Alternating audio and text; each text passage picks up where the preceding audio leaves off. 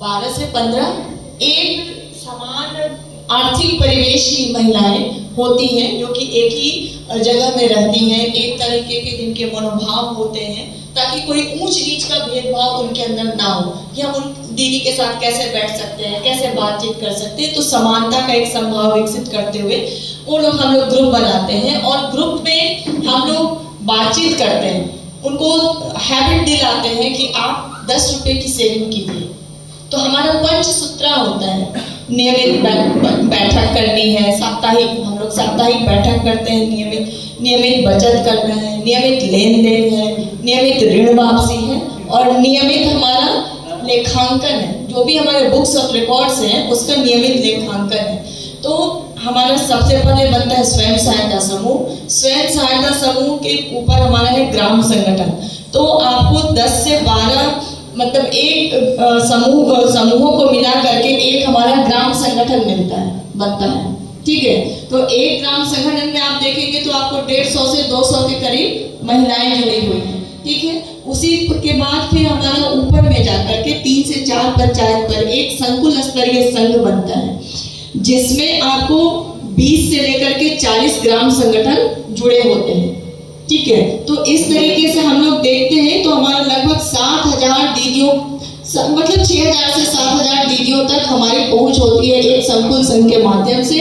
और संकुल संघ को हम धीरे धीरे आगे जब जैसे वो मैच्योर होता है तो फिर हम उसका कोऑपरेटिव डिपार्टमेंट के साथ उसका मैक्स एक्ट में हमारा कोऑपरेटिव सोसाइटीज रजिस्ट्रेशन एक्ट में उसका हम रजिस्ट्रेशन कराते हैं, तो एक निबंधित संस्था हो जाती है।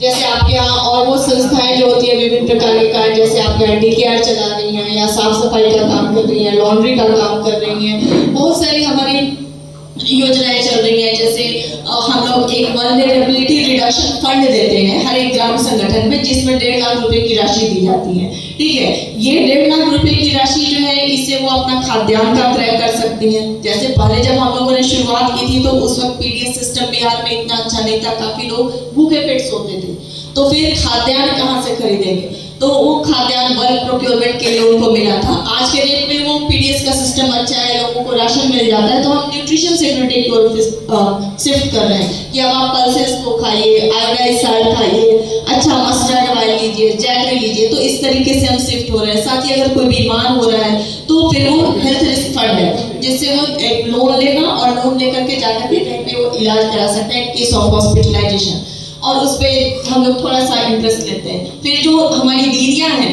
इनको हम लोग परियोजना से हर एक समूह को 1 लाख रुपए की, अभी तो 1,10,000 रुपया हो गया, 1,10,000 रुपए का इनिशियल कैपिटलाइजेशन फंड देते हैं, जिससे कि वो अपना काम धंधा शुरू कर सके। उनको रिवॉल्विंग फंड 30,000 का देते हैं। ये परियोजना से राशि प्रदान की जाती है। इस राशि को हम लोग वापस नहीं लेते हैं, ये राशि उनके बीच में ही रोटेट होता रहता है, वो लेती है देती है, लेती है देती है विद इंटरेस्ट ऑफ ₹1।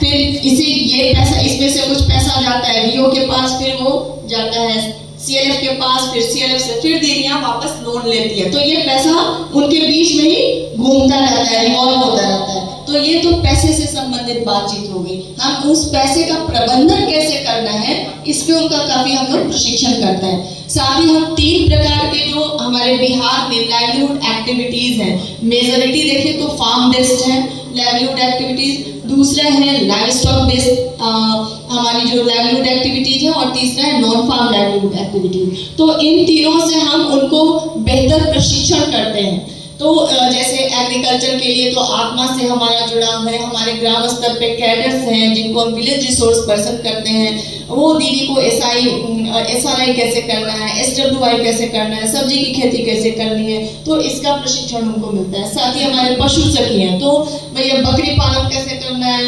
मुर्गी को कैसे देखभाल करना है, उसका टीकाकरण कैसे करना है, तो इस पे हम लोग काम करते हैं। साथ ही हमारे बहुत सारे आप देखेंगे तो हमारे बने हुए मधुमक्खी के लिए हम शहद का काम करते हैं। ये जो पेंटिंग्स है इसका है हमारा, ये सब का PG है।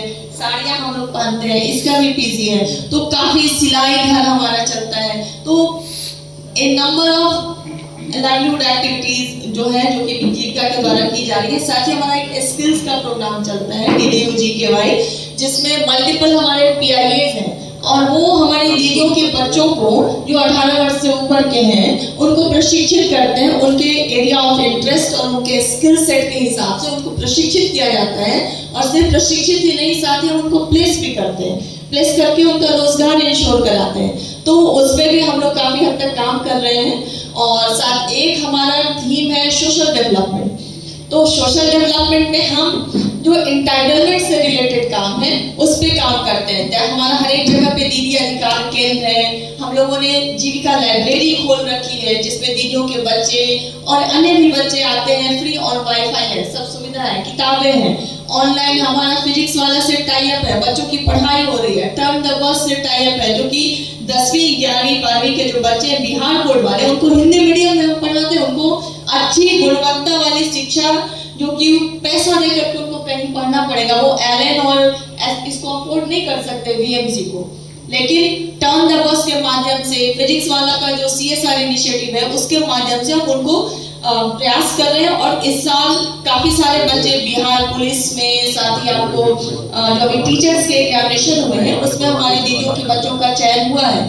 तो इस प्रकार का भी काम हम लोग कर रहे हैं। हर साल हम लोग वृक्षारोपण पे काफी काम करते हैं। हमारी दीदी की नर्सरी चल रही है जिससे हम लोग वन विभाग को भी सप्लाई करते हैं, मनरेगा को सप्लाई करते हैं।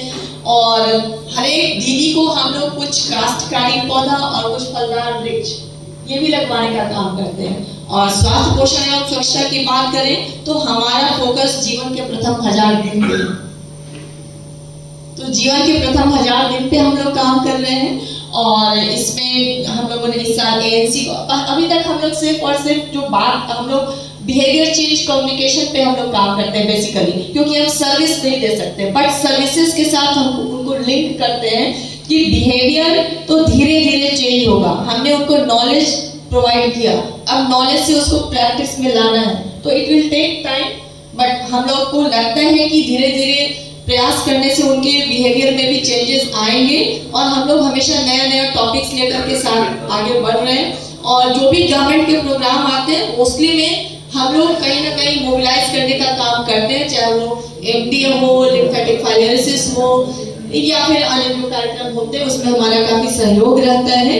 और बस यही एक कहना है कि जब हम बातें करते हैं कि दीदी आप जाइए वहाँ, उसको आपको ये सुविधाएं मिलेंगी, वो सुविधा अगर उस प्रकार से नहीं मिल पाती है तो काफी वो बैकफायर हम लोग के ऊपर करता है कि आपने कहा था वो नहीं मिला।